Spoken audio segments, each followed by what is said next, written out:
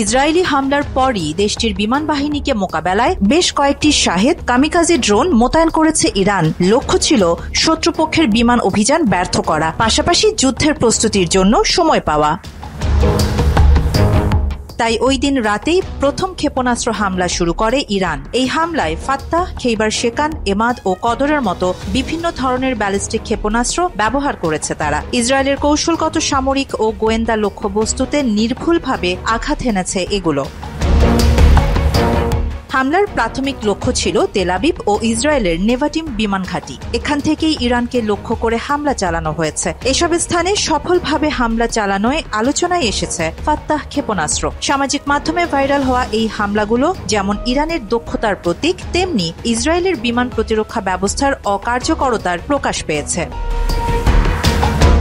এরপর হাইফা ও আশদোদের অর্থনৈতিক, সামরিক অবকাঠামো এবং ইলাতের বন্দর হামলায় খেইবার শেকান ব্যালিস্টিক ক্ষেপণাস্ত্র ও ড্রোন ব্যবহার করেছে তেহরান। তেল আবিবের কাছে গোয়েন্দা সদর দপ্তর এবং নেগেভ মরুভূমিতে সামরিক ঘাঁটিতে হামলা চালায় তারা। এ কাজে তরল জ্বালানিযুক্ত এমাদ ও কদর ক্ষেপণাস্ত্র ব্যবহার করেছে দেশটি, যা ব্যর্থ করেছে আয়রন ডোম ও ডেভিড স্লিং এর মতো ইসরায়েলের ক্ষেপণাস্ত্র প্রতিরক্ষা ব্যবস্থা।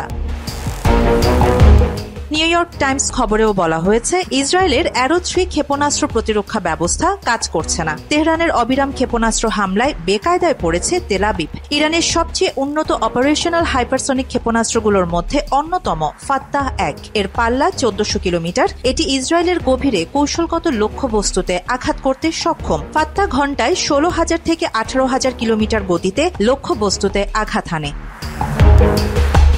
এই ক্ষেপণাস্ত্র কঠিন জ্বালানি ব্যবহার করে, যা উৎক্ষেপণের প্রস্তুতির সময়কে কমিয়ে দেয়। এর ওয়ারহেডের ওজন প্রায় 450 থেকে 500 কিলোগ্রাম এবং বিস্ফোরক বা ক্লাস্টার গোলাবারুদ বহন করতে পারে। এই নির্ভুলতাও 5 মিটারের মধ্যে।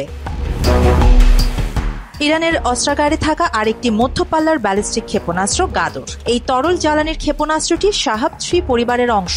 আনুমানিক 1350 থেকে 1950 কিলোমিটার পাল্লার গাদর ক্ষেপণাস্ত্র ইসরায়েলের গভীরে যে কোনো লক্ষ্যবস্তুতে আঘাত করতে সক্ষম। এর ওয়ারহেডের ওজন 650 থেকে 1000 কিলোগ্রামের মধ্যে। এটি গুচ্ছ বোমাও বহন করতে পারে, তরল জ্বালানি বহন সহ আয়রন ডোমও মোকাবেলা করতে পারে।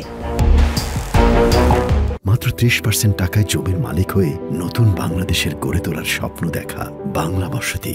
আরেকটি মধ্যপাল্লার ব্যালিস্টিক ক্ষেপণাস্ত্র এমাদ। 2015 সালে তৈরি এমাদের আনুমানিক পাল্লা 1700 কিলোমিটার। ইসরায়েলের কৌশলগত লক্ষ্যবস্তুতে আঘাত করতে সক্ষম এটি। এর ওয়ারহেডের ওজন প্রায় 750 কিলোগ্রাম। তরল জ্বালানি, ক্লাস্টার গোলাবারুদ সহ বিভিন্ন ওয়ারহেড বহন করতে পারে এমাদ। ইরানের ঝুলিতে আছে নতুন কঠিন জ্বালানিযুক্ত ব্যালিস্টিক ক্ষেপণাস্ত্র হজ কাশেম। আনুমানিক 1400 কিলোমিটার পাল্লার এই ক্ষেপণাস্ত্রটির ওয়ারহেডের ওজন 500 থেকে 700 কিলোগ্রামের মধ্যে। এটি অতর্কিত হামলা চালাতে সক্ষম। খেইবার শেকান ক্ষেপণাস্ত্র সাম্প্রতিক অভিযানে ধ্বংসাত্মক ক্ষমতার জন্য আলোচনায় এসেছে। 2022 সালে তৈরি ক্ষেপণাস্ত্রটির আনুমানিক পাল্লা 1450 কিলোমিটার। এর ওয়ারহেডের ওজন প্রায় 450 কিলোগ্রাম।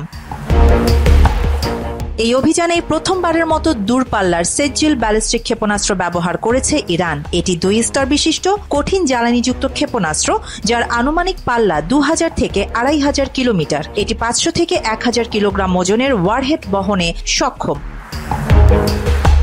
এসবের পাশাপাশি ইরানের সশস্ত্র বাহিনী ইসরায়েলের প্রতিরক্ষা ব্যবস্থার উপর বহুমাত্রিক চাপ প্রয়োগে শাহেদ, আরাশ 1 এবং আরাশ 2 সিরিজ সহ উন্নত কামিকাজি ড্রোন ব্যবহার করেছে।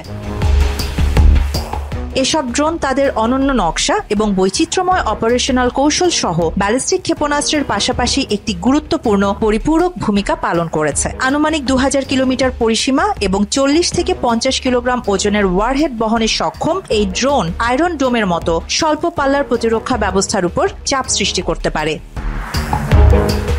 সাম্প্রতিক অভিযানে শাহেদ ড্রোন দলবদ্ধভাবে ওড়ানোয় ইসরায়েলের বিমান প্রতিরক্ষা ব্যবস্থাকে পুরোপুরি বিভ্রান্ত করেছে, ফলে সহজেই ব্যালিস্টিক ক্ষেপণাস্ত্রগুলো সফল হয়। আরাশ 1 এবং আরাশ 2 ড্রোন উচ্চ গতি এবং ভারী ওয়ারহেড বহনে সক্ষম। আনুমানিক 1500 কিলোমিটার পাল্লা এবং ঘণ্টায় 600 থেকে 800 কিলোমিটার গতিবেগের আরাশ 1 100 কিলোমিটার বিস্ফোরক ওয়ারহেড দিয়ে সজ্জিত। আর আরাশ 2 এর পাল্লা 2000 কিলোমিটার, বহন করতে পারে 150 কিলোগ্রাম ওয়ারহেড। চলমান যুদ্ধে বিভিন্ন ধরনের অস্ত্রের নকশা এবং উৎপাদনে ইরানের প্রযুক্তিগত দক্ষতাই কেবল প্রদর্শনী করেনি, বরং ইসরায়েলের অত্যাধুনিক বিমান প্রতিরক্ষা ব্যবস্থাকে পরাস্ত করার ক্ষেত্রে দেশটির সুনির্দিষ্ট এবং সমন্বিত কৌশলও তুলে ধরেছে। ইসরায়েলের আয়রন ডোম, ডেভিড স্লিং এবং অ্যারো 3 বিমান প্রতিরক্ষা ব্যবস্থা ইরানি ব্যালিস্টিক ক্ষেপণাস্ত্র এবং ড্রোনকে বাধা দিতে ব্যর্থ হয়েছে। বিশেষ করে হাইপারসনিক গতি, রাডার স্টিলথ এবং ক্লাস্টার ওয়ারহেড ব্যবহারের মতো বৈশিষ্ট্যের কারণে ইসরায়েলের প্রতিরক্ষা নেটওয়ার্কের কাঠামোগত দুর্বলতাগুলি প্রকাশ পেয়েছে বলে মনে করছেন বিশ্লেষকরা। আরিবা জাহান, বাংলা এডিশন।